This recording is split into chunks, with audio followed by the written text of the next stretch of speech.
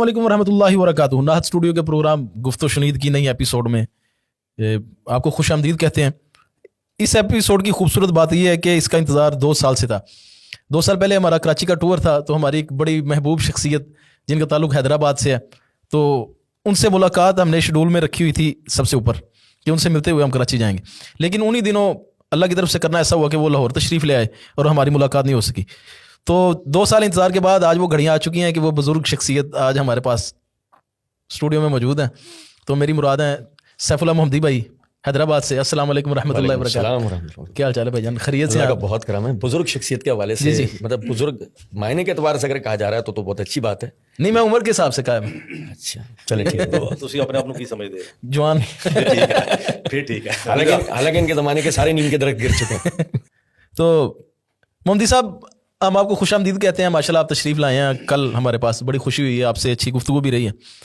तो एक ख़ास तबका जो सोशल मीडिया के आने की वजह से जिसने जन्म लिया समझ लें, या नौजवानों को जिसने मुतासर किया एक शख्सियत, उसके ऊपर आपकी काफ़ी काविशें हैं, उसके ऊपर काफ़ी आपने काम किया बड़े दलाइल के साथ और बड़े अच्छे अंदाज के साथ। बल्कि वैसे तो उस शख्सियत का काफ़ी ज़्यादा लोगों ने रद्द किया, हमारे स्टूडियो से भी 2 से 3 प्रोग्राम चले हैं, लेकिन मुझे जो पसंदीदा लगा वो आपके वाला अंदाज़ लगा कि आपने उसको उसी के ही तरीके के मुताबिक पकड़ा है।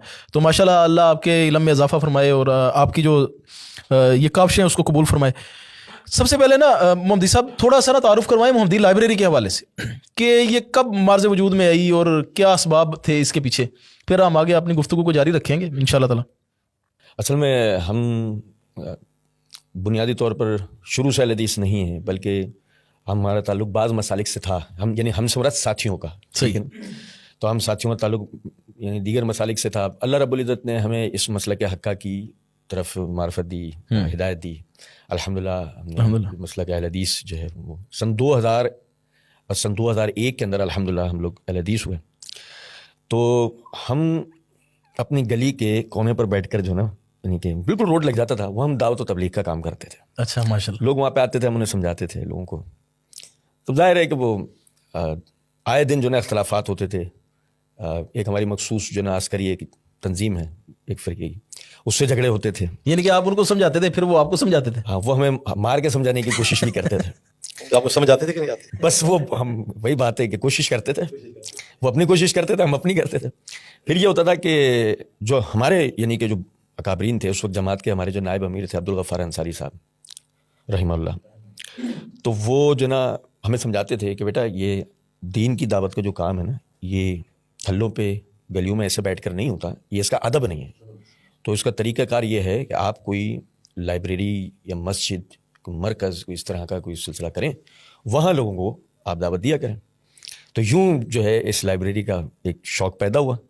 और ये किस सन की बात है? सन 2001 की, यानी सन 2001 के शुरू में ही हमने इसके लिए कोशिशें की। फिर हमने जगह किराए पर ली और ख़ुद ही अपने हाथ से वो शोकेस वगैरह बना दिए और किताबें इकट्ठी करना शुरू करी।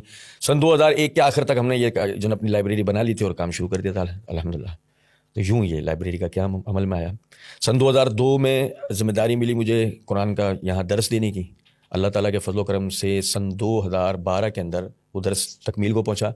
एक तालिब इल्म का दर्स 10 साल के अंदर वो दर्स पाया तकमील को पहुँचा, पूरे कुरान पाक का, पूरे कुरान मजीद का, यानी कि बहैसियत तालिब इल्म। ठीक, तो आज भी अल्हम्दुलिल्लाह तालिब इल्मी के दौर से तो गुजर ही रहे, लेकिन एक लाइब्रेरी की ये खिदमत थी कि वो लोगों को दर्स कुरान देना और सब सारा।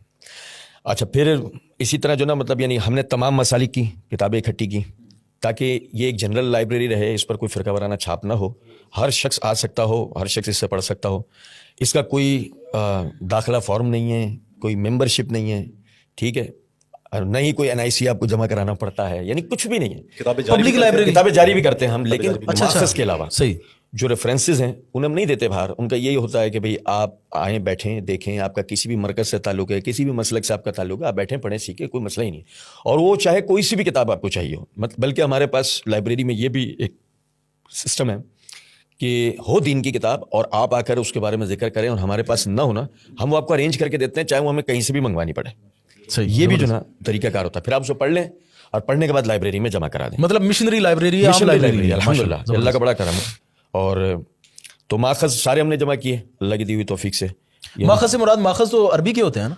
یعنی کہ احادیث کی کتابوں کے جو ہماری بنیادی ماخذ مصادر کی جو ہیں ان کو- جو ہماری ماخذ کی کتابیں مثلاً جیسے تفاسیر ہیں بنیادی، اسی طرح احادیث کی کتابیں ہیں، رجال کی کتابیں ہیں، جرح و تعدیل کی کتابیں ہیں، علم اصول حدیث کی، مصطلح الحدیث کی کتابیں ہیں، اصول الفقہ کی کتابیں ہیں، عربی بھی اور اردو بھی؟ عربی اور اردو بھی. یعنی کہ ہم نے یہ مطلب کیا میرا پوچھنے کا مقصد یہ تھا کہ عربی مصادر بھی رکھے ہوئے ہیں آپ عربی نے؟ مصادر ہیں صحیح، صحیح. اصلاً، ہم. کیونکہ ظاہر ہے کہ جب ایک شخص تحقیق کرنا چاہتا ہے تو ہمارے بنیادی طور پہ تو مصادر سارے عربی میں ہوتے ہیں نا، تو اس لیے جو ہے وہ رکھے. اب جو تراجم ہوتے جاتے ہیں ہم انہیں بھی لاتے کرتے جاتے ہیں. نمبر انہیں بھی 19 ایڈ کیا ہے کرتے ہیں. ویسے؟ جی کتنی کتابیں ہیں لائبریری میں؟ یہ نام کے اعتبار سے 1580 ہیں. اور ویسے تو یہ مجلد بہت سارے ہوتے ہیں تو آپ اندازہ کر سکتے ہیں. 1580 بھی اچھی خاصی بڑی تعداد ہے، کیونکہ اسلامی کتابوں میں یہ ہوتا ہے. مثلا ایک چھوٹی سی مثال ہے جو عام دوستوں کو پتہ ہے، تفسیر ابن کثیر ہے، یہ 5 جلدوں میں ہے. بخاری شریف داؤد راز کی شرح کے ساتھ اردو میں جو ہے 8 جلدوں میں ہے. اب یہ 8 جلدوں میں کتاب ایک شمار ہوگی. اب یہ دونوں کتابوں کی بنتی ہیں 13 جلدیں، کتاب 2 شمار ہوں گی. تو اور عربی کتابیں جو مصادر خاص طور پہ ان میں تو خاصی بڑی بڑی جلدیں ہوتی ہیں. مثلا فتح الباری کی 14-15 جلدیں ہیں، 18 جلدوں تک ایڈیشن بھی ہے. سیر علام البلا امام ذہبی کی وہ 23 جلدوں میں ہے. ابھی تو اس طرح یہ ہے کہ یہ 1580 بازار دیکھنے میں تھوڑا سا لگ رہا ہے، یہ بہت بڑی لائبریری ہے.